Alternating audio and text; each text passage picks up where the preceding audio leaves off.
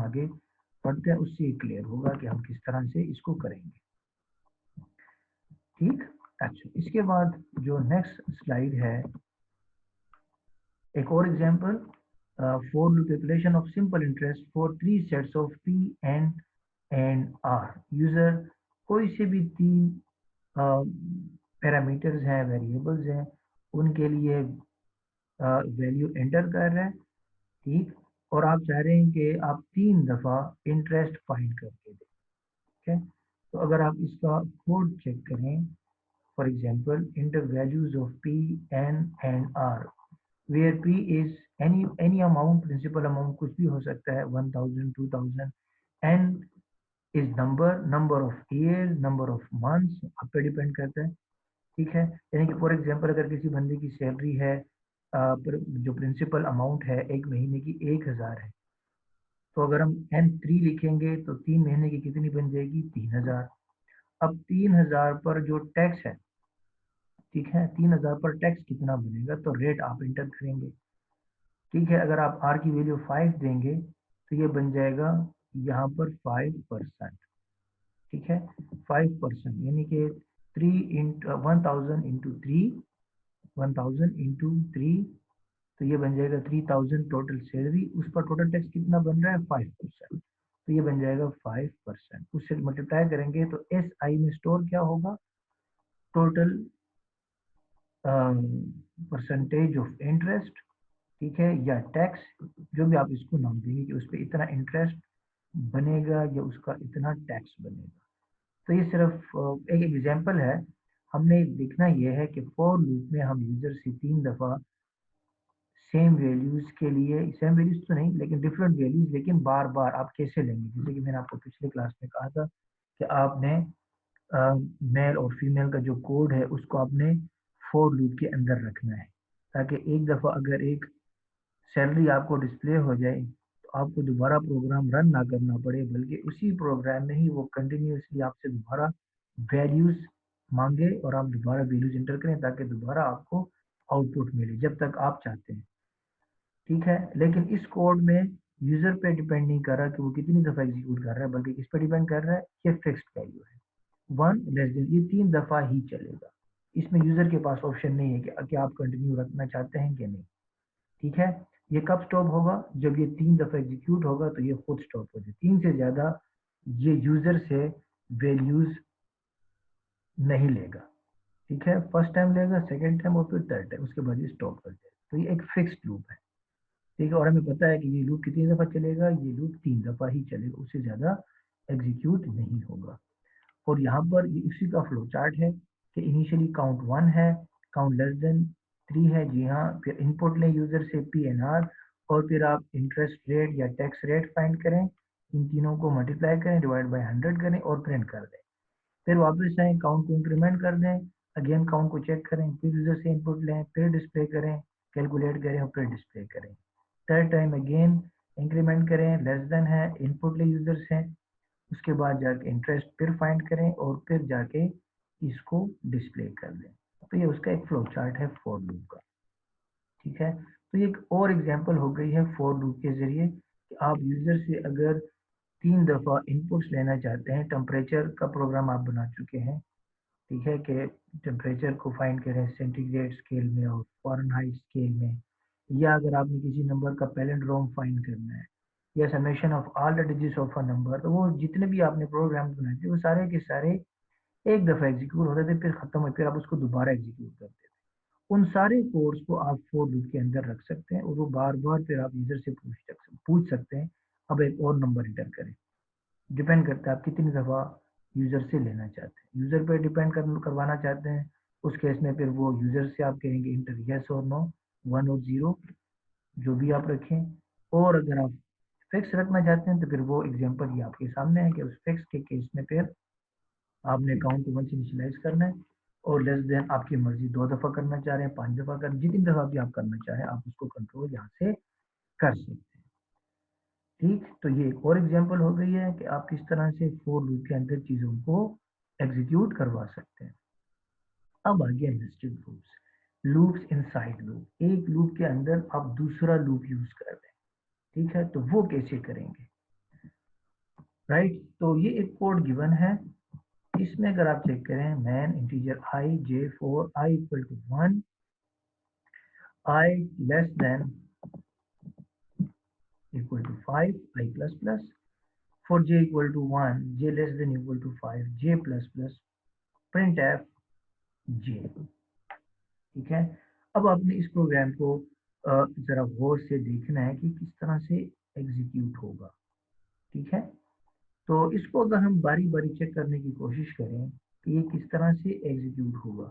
ठीक है। तो अगेन अगर मैं यहाँ से स्टार्ट लेता हूँ, for example i equal to 1, तो कंडीशन सबसे पहले i को 1 असाइन होगा, फिर कंडीशन चेक होगी i less than equal to 5, 1 is less than equal to 5। तो अगर मैं यहाँ पर ड्रा करूँ 1 के लिए, राइट, i में इनिशियली 1 होगा, i में इनिशियली 1 होगा और कंडीशन ट्रू है। फिर हम आ जाएंगे j के पास। j में क्या पड़ा है initially, j is equal to 1, तो j में भी इनिशियली 1 होगा, राइट, और j less than equal to 5। तो इस वक्त j में क्या पड़ा होगा, j में 1 असाइन किया है तो j में भी 1 पड़ा होगा, राइट। इसी तरह हमने i को भी चेक करना है साथ साथ। ठीक है। और जो इंक्रीमेंटेशन वाला पार्ट है उसको भी हमने चेक करना है। तो initially i is 1, j is 1, condition true, condition true. इस फॉर लूप से सबसे पहले जब हम इन होंगे, ब्रेसेस ओपन, हम इन होंगे। अब इस फॉर लूप के अंदर आ गए। इस फॉर लूप में पहले कंडीशन देखेंगे j equal to 1, j less than 5, ये कंडीशन ट्रू। अब इस लूप के अंदर हम आ चुके हैं। अब होगा क्या, print F j, right, j print होगा। j में क्या पड़ा है 1, इसका मतलब है पहले क्या प्रिंट होगा, हमें 1 प्रिंट होगा। इसको अगर मैं यहाँ पर डिस्प्ले करने की कोशिश करूँ तो सबसे पहले हमारे पास ये 1 प्रिंट होगा। अब होगा क्या, ब्रेसेस आ गई। इस ब्रेसेस के बाद ये कहाँ पर जाएगा, इन ब्रेसेस के ख़त्म होने के फ़ौरन बाद ये यहाँ पर नहीं जाएगा बल्कि यहाँ पर आ जाएगा। इस फॉर लूप में नहीं जाएगा, इस फॉर लूप में आएगा। ठीक है। अपने ही इस, जब तक ये फॉर लूप ख़त्म ना हो ये ऊपर नहीं जा सकता। तो ये यहाँ पर j प्लस प्लस में आ जाएगा। ठीक है। और j प्लस प्लस में अब j की वैल्यू क्या बन जाएगी, 2, और यहाँ पर भी 2 आ जाएगी, right. So 2 less than equal to 5, जी हाँ 2 लेस देन इक्वल टू, अब क्या प्रिंट होगा, j की जगह यहाँ पर अब 2 प्रिंट होगा, राइट। मैं मेंशन कर देता हूँ 2। ठीक है। तो ये 2 प्रिंट करेगा, इसका मतलब हमारे पास आउटपुट में अब आ जाएगा 2। अब अगर आप चेक करेंगे ये दोबारा ऊपर जाएगा तो ये बन जाएगा 3, राइट, और ये बन जाएगा 3, और ये बन जाएगा प्रिंट एफ 3 प्रिंट होगा, राइट, ये 3 प्रिंट होगा। अब अगेन ऊपर जाएगा तो ये 4 बन जाएगा, ये क्या बनेगा 4, और प्रिंट क्या होगा 4, और यहाँ पर क्या आ जाएगा 4। फिर ये 5 बनेगा जे,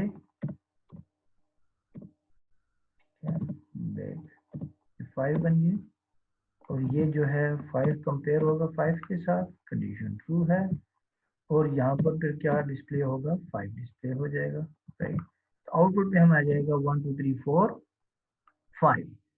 अब जब दोबारा यहाँ पर जब ये 6 बनेगा तो यहाँ पर 6 कंपेयर होगा, तो 6 लेस देन इक्वल टू 5, जी नहीं।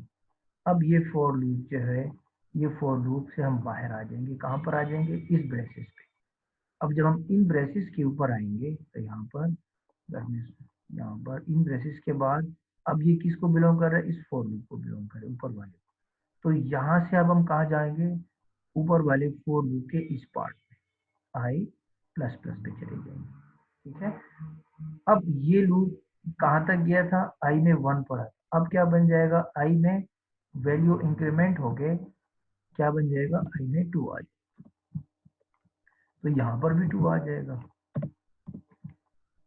अब 2 लेस देन इक्वल टू 5, जी हाँ 2 is less than equal to 5। अब अगेन क्या होगा, नीचे आ जाएंगे। जब नीचे दोबारा आ जाएंगे, again j is equal to, ठीक है, अगेन ये देखें हम इस लूप में अब दोबारा शुरू से आ गए, राइट। इस लूप में जब दोबारा हम शुरू से आ गए हैं, अब क्या होगा, j is equal to 1, again J 1 से स्टार्ट हो जाएगा, ठीक है। तो j इज इक्वल टू जब 1 होगा, अगेन यहाँ पर 1 लेस देन 5 होगा, again print F j print F 1, again ये 1 प्रिंट करेगा, फिर 2 प्रिंट करेगा, फिर 3 प्रिंट करेगा, फिर 4 प्रिंट करेगा और फिर 5 प्रिंट करेगा। 5 प्रिंट करने के बाद फिर ये 6 बन जाएगा, फिर यहाँ से ये निकल के इस लूप में आ जाएगा, इस लूप से अगेन ये यहाँ पर पहुंचेगा, तो ये क्या बन जाएगा 3, तो ये बन जाएगा 3। 3 लेस देन इक्वल टू 5, जी हाँ 3 is less than equal to 5, again ये नीचे आ जाएगा, नीचे आने के बाद again j is equal to 1, again ये वाला लूप स्टार्ट हो जाएगा और अगेन ये 1 से लेके 1 2 3 4 5 प्रिंट करेगा, फिर अगेन ये ऊपर जाएगा, ठीक है। तो ये बन जाएगा 4, ये भी बन जाएगा 4, अब अगेन नीचे वाले लूप में आ जाएगा, अगेन 1 2 3 4 5 2 3 4 5, इसका मतलब है जब ये 1 था तो 1 के लिए भी j 5 टाइम्स चलेगा, फिर जब 2 था 2 के लिए भी j 5 टाइम्स चलेगा, 3 के लिए भी 5 टाइम्स, 4 के लिए भी 5 टाइम्स, और जब 5 होगा तब भी ये 5 टाइम्स चलेगा। इसका मतलब है जब ये 5 बनेगा अगेन, तो ये 5 के लिए भी j वाला जो लूप है वो अगेन 5 टाइम्स चलेगा और 1 2 3 4 5 प्रिंट करके देगा, राइट। तो ये पूरी एक सीरीज के साथ 1 2 3 4 5 1 2 3 4 5 विद स्लैश टी यूज किया है, तो हर एक में आपको स्पेस भी नजर आएगा, ठीक है। ये साथ में आपको स्पेस भी नजर आएगा, ठीक है। तो ये इस तरह से आपको प्रिंट होगा, और अगर लाइन आपकी कंप्लीट हो जाएगी एक लाइन, तो फिर नीचे प्रिंट होना शुरू हो जाएगा, ठीक है, यूं करके। तो इस तरह से ये आपका आउटपुट होगा कि 1 2 3 4 5 1 2 3 4 5 1 2 3 4 5, ये 5 टाइम्स यही सीरीज 1 2 3 4 5 5 टाइम्स प्रिंट होगी। और अगर आप यहाँ पर i की वैल्यू को 10 कर देंगे, लेस देन 10, तो फिर j 10 दफा चलेगा, फिर ये वाली सीरीज 1 2 3 4 5 10 दफा प्रिंट होगी, समझ आ रही है। और अगर आप इसी को और बढ़ाएंगे तो ये इतनी ज्यादा और प्रिंट होगी, ठीक है। लेकिन प्रिंट क्या होगा, j1 j लेस देन 5 यही प्रिंट होगी, 1 से लेके 5 तक, 1 से लेके 5। और अगर आप 1 से लेके 10 तक जाएंगे तो फिर हर एक i के लिए j जो है 1 से लेके 10 तक प्रिंट होगा, 2 के लिए भी 1 से लेके 10 तक प्रिंट होगा। और अगर आप 1 से लेके 100 तक जाएंगे तो हर एक i के लिए j 1 से लेके 100 तक प्रिंट होगा, ठीक है। तो इस तरह से हम ये नेस्टेड लूप को यूज करते हैं। फिर भी अगर आपको कोई क्वेश्चन है क्लियर नहीं तो आप इंशाल्लाह मुझसे फिर क्लास में ऑनलाइन सेशन में आप पूछ सकते हैं, ठीक है। तो ये इस तरह से एग्जीक्यूट होगा। अच्छा, उसके बाद हम जाते हैं अभी नेक्स्ट स्लाइड पर, पहले इसको हम इरेज करते हैं जितना भी है, राइट, क्लियर, ऑलराइट। तो ये नीचे आपको आउटपुट गिवन है इस कोड का, आप चेक कर सकते हैं, राइट। 1 2 3 4 5 1 2 3 4 5 1 2 3 4 5 1 2 3 4 5 एंड 1 2 3 4 5, तो इस तरह से एग्जीक्यूट होगा। सिमिलरली अगर हम नेक्स्ट स्लाइड पे जाएं, सो इट इज लुकिंग अगली, ये अच्छा नहीं लग रहा, हम चाह रहे हैं 1 2 3 4 5 न्यू लाइन, 1 2 3 4 5 न्यू लाइन, 1 2 3, वो ज्यादा अच्छा लगेगा और पता भी चलेगा कि कितनी दफा ये सीरीज प्रिंट हुई है। उसके लिए फिर हम चेंज क्या करेंगे कि जब एक सीरीज कंप्लीट हो जाए, यानी कि जब जे एक दफा पूरा कंप्लीट हो जाए और जे से हम बाहर आ जाएं, तो इन ब्रेसेस पर पहुंचने से पहले पहले हम चाहते हैं कि एक न्यू लाइन भी प्रिंट हो, ठीक है। तो फिर अब इन ब्रेसेस के फौरन बाद आप क्या लिखेंगे, प्रिंट एफ न्यू लाइन स्लेशन पे आके ब्रेसेस आ जाएंगे यूं करके। ये देखें, जो ही ये प्रिंट एफ खत्म होगा, जे ब्रेसेस खत्म, तो अब फोर वाली ब्रेसेस अभी स्टार्ट नहीं हुई, खत्म जो खत्म वाली है, उससे पहले आप लिखें प्रिंट एफ न्यू लाइन। तो एक सीरीज 1 2 3 4 5 जब प्रिंट होगी, राइट, तो उसके बाद जब ये खत्म हो जाए अब आपने यूज करना है स्लेशन के, अब न्यू लाइन पे जाना है।